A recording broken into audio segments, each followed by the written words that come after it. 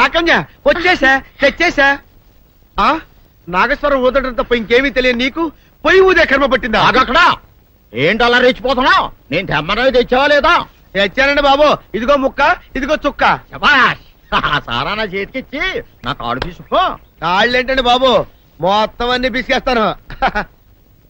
మంగారు మా పెళ్లి ఎప్పుడు చేస్తారండి? అప్పుడేనా, ముందు నా కోరిక తెచ్చాలి కదా. చెప్పమా, ఆ క్షణంలో తీర్చేస్తాను. ఏముంటాయి, బల్లి బుర్రలో ఉన్న రసాన్ని 1 లీటర్ తాగాలని ఉంది. ఏంటి?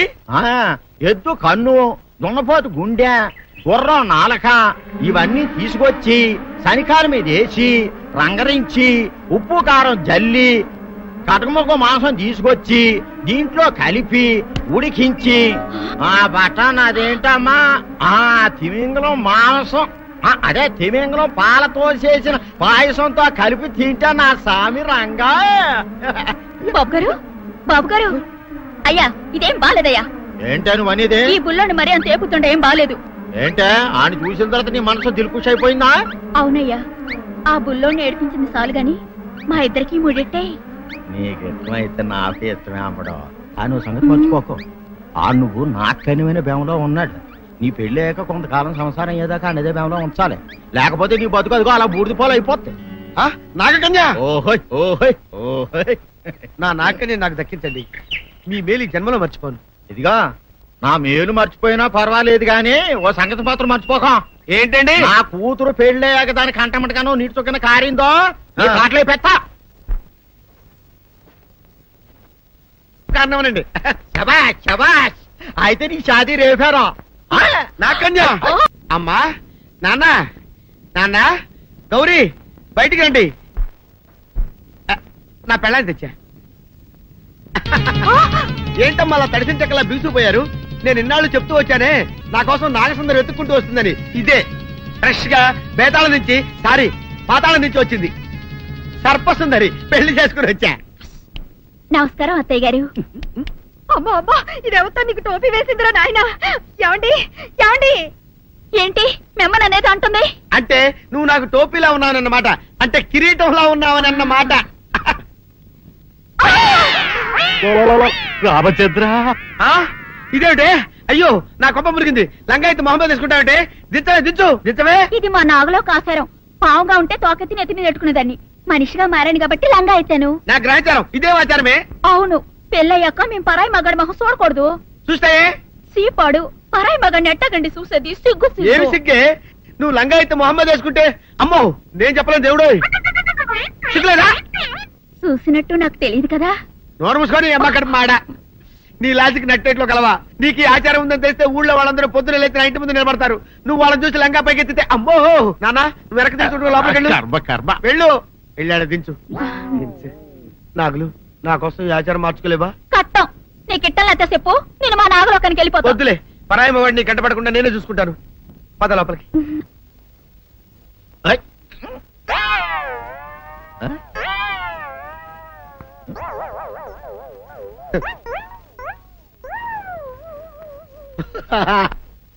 అల్లుడు గారు, ఇదేంటండి ఎవరో చచ్చిపోయినట్టు దిగాలుగా కూర్చున్నారేంటండి? మావా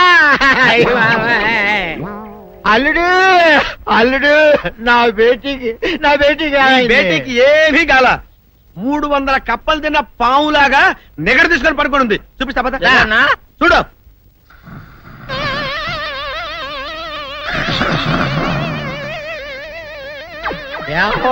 ఏమైంది?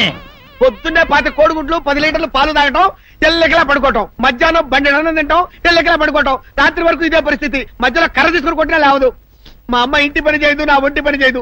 దీంతో చస్తున్నానంతే. ఓహో, అంతే కదా, అర్థమైపోయింది, సమజైపోయింది. అల్లుడు, నీ కష్టాన్ని సిటీలో తీర్చేస్తా. ఆమె ఉందా? గోల్డ్ ఎంత ఉంది? 3 సుక్కలు చాలు.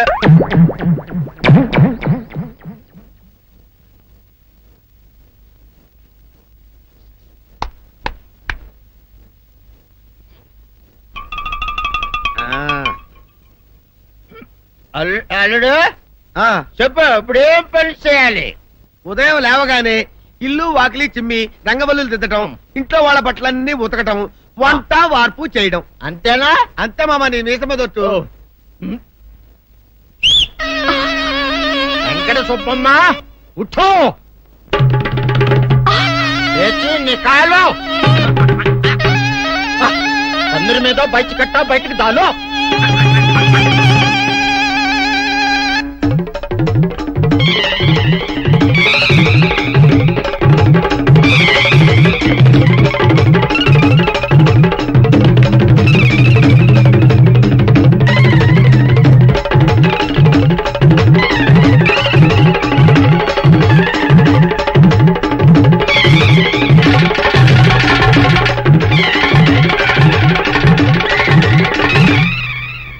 అచ్చా అచ్చా ఇప్పుడు బయటనా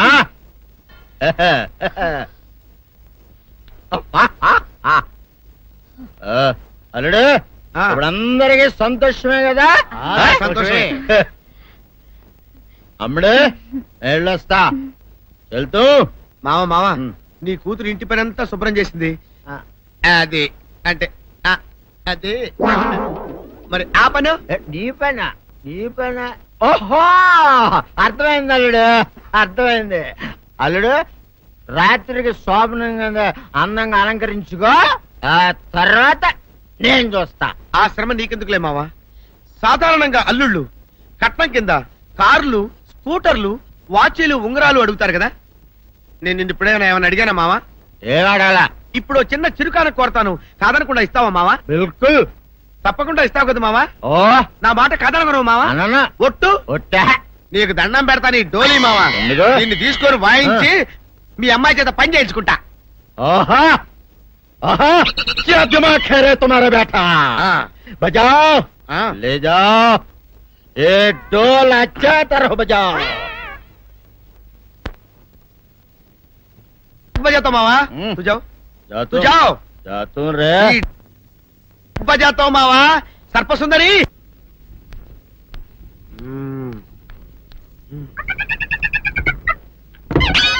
నాగు ఏంటి నన్ను కదిలేటి తాళం వేసావు? ఏం చేయమంటావు నువ్వు ఇంటి నుంచి బయటకు వచ్చావు అనుకో ఎవరో పరాయి పురుషులు కనపడతారు వాడిని చూసి నువ్వు రెచ్చిపోయి లంగా మొహాన్ వేసుకుంటావు అందుకే వేశా ఓ, ఆ సరే గాని ఊళ్ళో సంత జరుగుతుందంటగా అవును. నన్ను తీసుకెళ్ళవా? ఏంటి సంతక నిన్న ఇంట్లోనే నిన్ను నీ లంగాని కాపాడలేక వస్తున్నానే సంతలో కొన్ని వేల మంది పరాయి పురుషులు ఉంటారు వాళ్ళందరినీ చూసి అన్ని వేల సార్లు నువ్వు లంగా తీసి మొహాన్ వేసుకున్నావు అనుకో నా బతుకు సంత అయిపోద్ది అంటే నన్ను ఇలా నాలుగు గోళ్ల మధ్య బంధించాలడా? నేను ఊరుకోను. ఊరుకోపోతే ఏం చేస్తావే చస్తావా ఊరేసుకొని చావు తేడా అబ్బా, వదిలిపోద్ది. నేనెందుకు చెప్తాను? ఏరే మంచోడు చూసుకుని లేకపోతాను. అమ్మో నీకు దండం పెడతానే ఆ పని చేయకే ఇప్పటికే అవమానంతో చచ్చిపోతున్నాను ఆ పని చేసావంటే నేనే ఊరేసుకొని చేస్తాను మరైతే నన్ను సంతకి తీసుకెళ్తావా? ఆ సంతకే గొప్ప చిక్క అలాగే గొప్ప ఐడియా వచ్చింది సంతకు తీసుకెళ్తా నీ కళ్ళకి గంతలు గడతా అబ్బా, కళ్ళ గంతులు కట్టుకుంటే సంత చూసి దట్టమ్మా. అవును నీ పక్కన నేను ఉంటాను కదా అక్కడ జరిగేవన్నీ డీటెయిల్డ్ గా చెప్తా కను చూపు కరువైన వారికైనా కనిపించి కనువిందు కరిగించు రీచేట ఇట ఇటు నడపే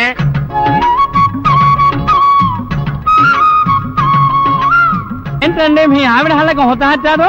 ఏం చేయమంటావు నాయన సంతలో ఇంతమందికి కళ్ళకి గంటలు కట్టలేను కదా అసలు హొద్దెందుకు హత్తాలండి? ఇప్పుడు చెబితే దడుచుకొని చస్తావు గాని తీరికి దొరికినప్పుడు ఇంటికి రా డీటెయిల్డ్ గా చెప్తా వంతలుగా హమ్మంతాలా ఇవాళ హోల్ తెచ్చుకోమంతాలా? ఆ? ఓరని అబ్బప్ప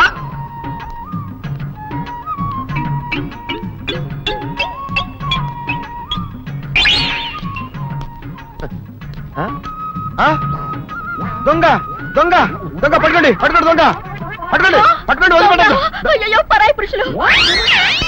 పట్టుకోండి పట్టుకోండి దొంగ దొంగ విధవా దొంగ దొంగ నన్ను పట్టుకోవడం కదా అక్కడ చూడు సూపర్ సీన్ తిరిగితే పారిపోదాం అనుకుంటున్నావా ఏం జరుగుతుంది అక్కడ ఆ?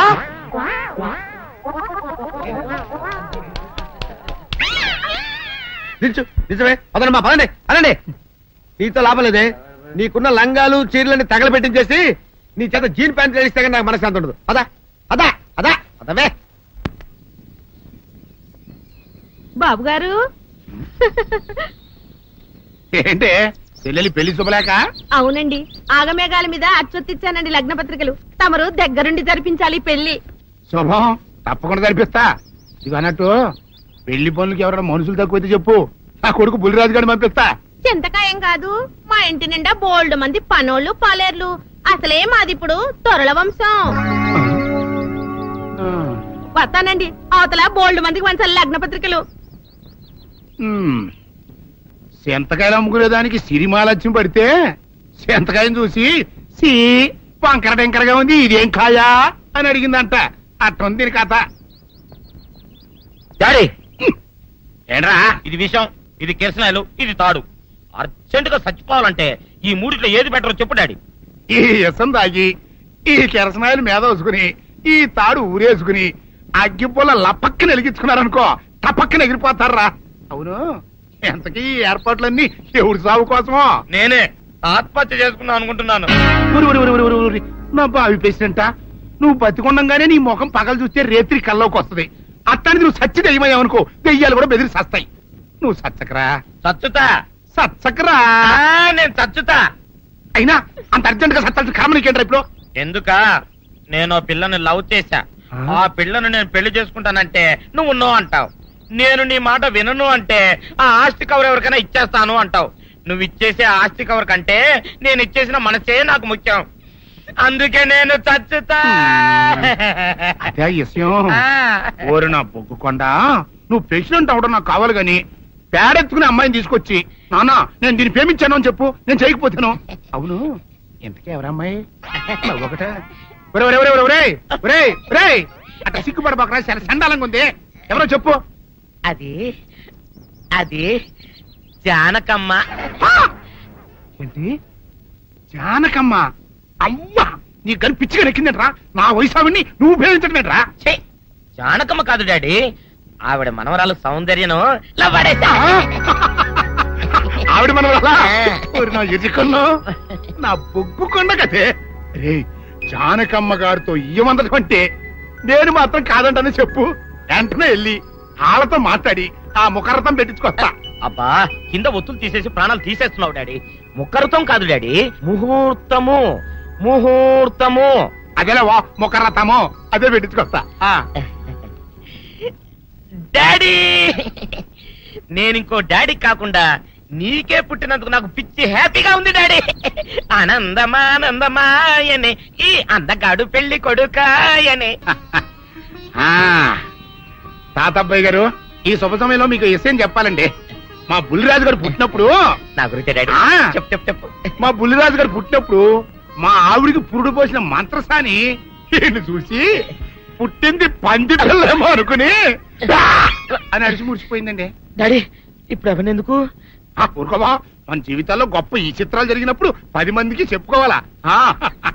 ఇప్పుడు మంత్రసాని మూర్చిపోయింది కదండి.